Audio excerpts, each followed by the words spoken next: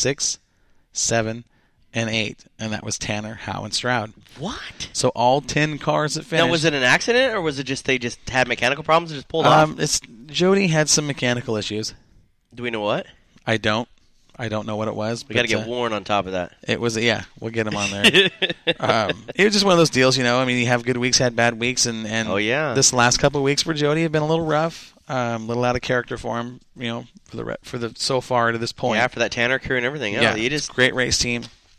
Well, I mean, it's just like Joey when he comes up too, and I mean, they're consistent. They know what they're doing. Mikey has been the definition of consistent. Oh yeah, she's been on the ball. She's finishing now. She's only got one win, but she is the points leader, and she's finishing the features. She's finishing in the top 5 consistently. She stays out of trouble for the most part. Right. She's had a couple instances here, nothing big, but she's finishing. This is going to hurt Jody in this points race because we're getting down to the nitty gritty here. We're in the late stages of the season. We'll see what happens. Now I've talked about this all year. This to me has been the most interesting points battle up until this point because it's been 14 points, 9 points, 5 points. It's been 14 or 15 points either way. Right. That's tight. That's 1 week. No, it's just incredible. That's 1 week. That's whoever finishes better than 1 week. It's been so tough. But kudos to Kevin Roberts because you talk about a guy that was on a mission. He was challenged. He was challenged big time by Kyle Yak and kept his cool, kept his demeanor. Kyle gave Kevin everything he had, and Kevin, put the pressure to Kyle. And it's one of those deals where it was, who got it, made it stick down low, and it was Kevin that got the win. But it was an interesting race. Just over half a second difference, so that tells you that the finish that the fans got to see was no gimme. Well, that's Kevin, for sure. Kevin man drives. He drives his heart out every single lap. It doesn't matter if it's in a street stock or if it's in a modified. And we know Kyle Yak just went and dominated and stuff in the field. Kyle gets in any kind of race car and he's fast. It doesn't matter what it is. I'm telling you, man, he's a sleeper. He's not a sleeper. Telling you, man, that kid.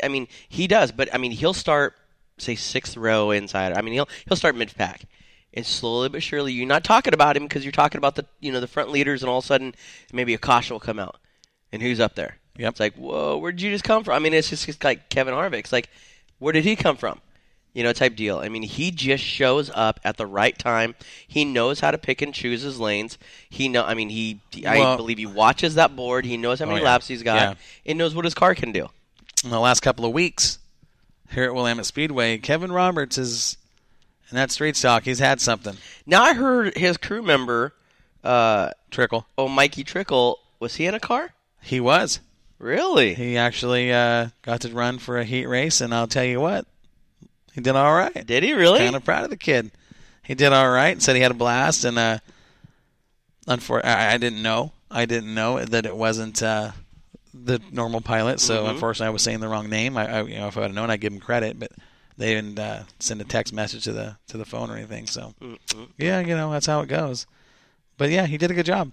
Did a good job. But Kevin Roberts, man, I'm telling you, dude is in the street stocks. He just loves those cars. They're wild. He just loves them. He's having fun. He just has so much fun. And as much as he likes those street stocks, as much as he likes those, he likes the modifieds even more. He's really... Well, those are a car you have to drive. Well, street stocks and stuff like that, you can kind of wheel around Kevin a little bit. is not... Kevin is that's a tough man. That's a big man right there, and he'll manhandle it. Big boy, all right. He'll manhandle it, but he's been fun to watch, and I always enjoy watching Kevin in the street stock. And when you get to watch two drivers, whether you're a fan or a crew chief or anybody in the pits or as an announcer, Kevin Roberts and Kyle Yak, watching those guys side by side that is fantastic. That's great racing. Yeah, it is. You spend more time talking about that than you do going through the field and seeing let people know who's where. But it's one of those deals. It was a really, really great race, and congrats to both those guys on their finishes. But Kevin Roberts came out on top, and it's another win for the 88. And I know that we're going to see plenty more from that car and that team. Sportsman, this was interesting. Yeah. Yes, because, we've talked, you got a lot of guys pull the double duty from the street stock up the Sportsman and their Camaros, and or whatever it is. And we had a lot of them too. But man, the top 5 cars, and we've said, over the last month and a half or so here on this program about how good they're getting or how good they are. Tom Yak, win number 9. Man, I'm telling. But let me tell you about this. Tom Yak. Did he have to win? Did he have to actually race to win this? He absolutely did. Did he? And I'll tell you right now, when you get Tom Yak in game mode, him and Jeff Rash put on what a show. What a show. Rash had the lead. Yak had the lead. Rash had the lead. Tom took it back, and these just slide jobbing each other. Oh, just not even slide jobbing, just holding their lines smooth, door to door, and I'm talking all the way around. Nobody gave it an inch, no contact, just incredible, absolutely incredible, amazing racing from those two drivers. Ultimately, it was Tom Yak who got by Rash, and Yak was using the lower line. And that little number 49 he's got, boy, that's a good race car.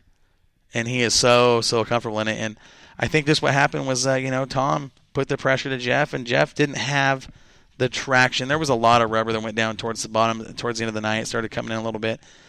But, Tom pulls it off, and at 0.7 of a second, almost 0.8, 7.99. No kidding. Yeah, but, kudos to both those drivers. And this, and like I said, arguably the race of the night. This is the other one. Now listen to this.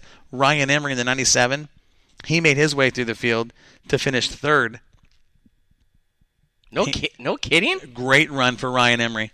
That little is a really good run. Yeah, that little Rayburn was working well. Casey Rhodes behind him in the 55. And Eric Lindquist in that 333 car. We have talked about all 5 of those drivers multiple times in this program. Yeah, constantly. And there they are in the top 5. Just fantastic racing. But, I think towards the end of the season, the last couple of weeks, it's going to get hot and heavy between those guys. But, with Yak has just been so dominant. Dominant. Woo! Yeah, you got to love it. He cracks me up every single time. Gosh, that guy's having fun this year. But it's been awesome. It's been awesome to watch him. But him and Jeff, there's two drivers that, a ton of respect for each other on the racetrack and Absolutely. Their equipment. Man, the fans, if they didn't get their money for their admission from that one race all night long, it was that good. It was that good? Yes, sir. See, that's just awesome. It was fantastic. But win number 9 for Yak. And, that's a deal where as dominant as Yak has been. And now listen, let me tell you about this program that they've got going on. Okay. Talking about the Yak program. Okay, after qualifying, I'm in the Moxie Tower, and I get a note. Tom Yak has loaded up and left. Shut up. Loaded up and left. Why? After qualifying? Yep. Why? I was after the dash. Ran the dash. Went back to the pit area. Loaded up. And left. And I said, what's going on? I can't get an answer. Nobody really knows why they left. Okay? So this must have came from Warren. Warren and Debbie and my phone line went nuts. Hey, Yak's leaving. Yeah, this is a big deal. Right. Oh, yeah, absolutely. Yak's pulling out. It's early in the program, And here's what I don't know. Okay, I didn't get the full story on this until Victory Lane interviews. So what happens is there's some suspension brakes on the left rear. Okay, one of the links breaks and this and that and stuff got broken up. And when he left, he took Kyle with him. Kyle lives in Lebanon. Mm-hmm. They load the car up, shoot across town, get to Kyle's house, break out the welders, go to work, and they break out, the welders, and they go to work. The next thing I know, I see Tom Yak pulling on the track, and I thought these guys left. Whoa, nobody tells me they're back. I didn't know they were back. Right. Until I saw him pull out on the track, and I'm going, what is going on? Hear my phone tell everybody, and I'm talking, I probably got 15, 20 messages about Tom leaving, and I'm thinking, what is going on here? So the dashes and stuff, after the dashes, something broke on his car. There was quite a few broken pieces. Did he hit something? Yeah, I don't remember exactly what happened, but... Did he get into it with somebody? it doesn't seem like I don't know. It's been such a crazy week. But that being said, they loaded up across town, got out, nuts to broke me, the man. welders out, got everything up. They get it all put back together. Comes back and he goes out and wins the main. He goes out and wins the main, earns it. I mean, this was I will say to this point of the season in the sportsman division, this has been the race of the year. No kidding. And out of everything that you've seen all year, this is the race of the year in this division. Right. Yes, absolutely, hands down, no questions asked. Could you imagine? I can't imagine. I mean, I'd like to get Kyle on, because Kyle would be straightforward and just tell us what it is, and it'd take probably about 5 minutes if you can get him to talk. Yeah. Now, let me tell you, I will tell you this: Tom Yak, talking with him in his interview, this is how much fun. Okay, this is how much fun he's having on the track during the feature with Jeff Rash in the number 1 Hackney Racing entry. Okay, under caution. These guys are pulling up, looking at each other, and they're both thumbs up. They're like, yeah, right. I mean, these guys are having that. I mean, that's the kind of race it was. That's just, fun. And you didn't know. Right. Who was going to win until, I mean, when Tom got up there, like I said, less than a second, 0.8 of a second for, margin of victory. So I mean, he's right there. Absolutely. Fantastic race and a feature. The best racing we've seen in a sportsman feature all year long. That's hands amazing. down, no questions asked. 2 great drivers.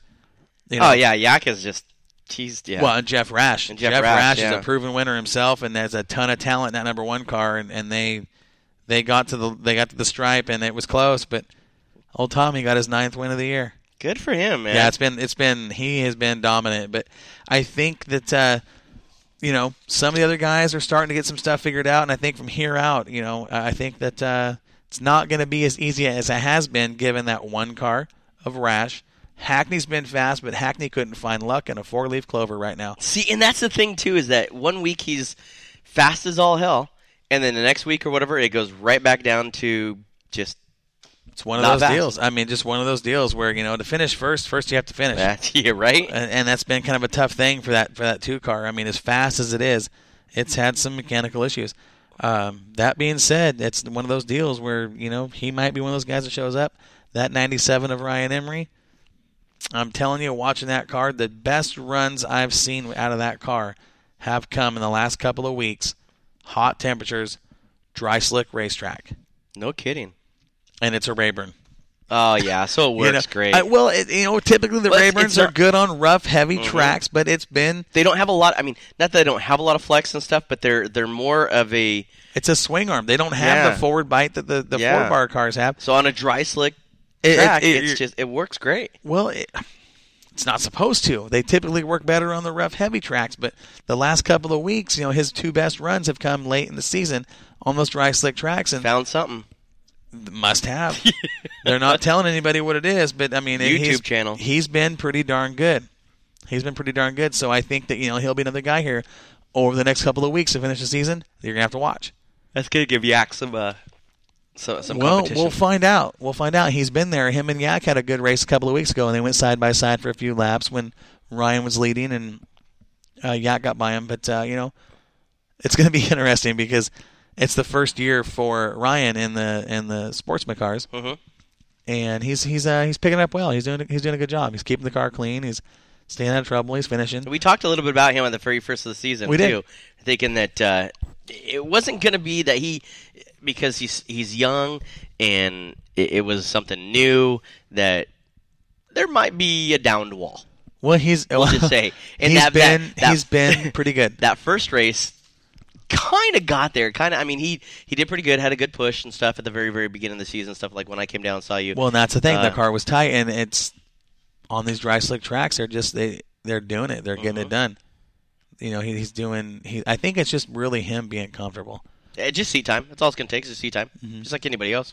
And I'll tell you, I talked to him in the stands during the Super Sport features, and he's all smiles. I'll tell you that. Oh, I bet he all is. Smiles. So. Super Sports. There we go. Twin 50s. Yeah, this is what I want. This is what I want to talk about because I haven't told you anything. No, but I know you've heard some rumors. I have a driver up at Sunset that races a Northwest Extreme late model. And that driver, of course, is Sonny